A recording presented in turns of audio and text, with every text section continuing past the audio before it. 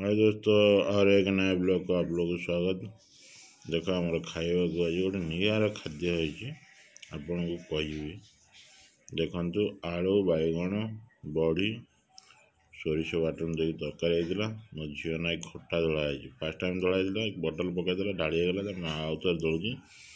Tomato कंचा रसुण चकुड़ा होइछि। भात आज गणेश पूजा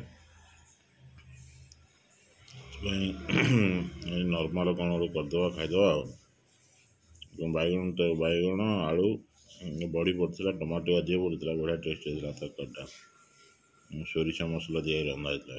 झीर खट्टा ना से खाइबनी, खट्टा निहाती दरकार। माँ खट्टा दलुची गरम हाथ ढाड़ी आलू चकड़ा हम खाइब। मु तो खट्टा खाएनी।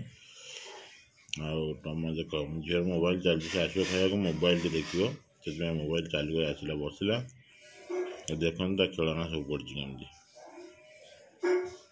खाई सारा पर खेलना देखो तापर शोवा। निआरा खाଇବା कौन कहते आपन को कदली पत्र खिया हो। कदली पत्र आनी बची जाइए।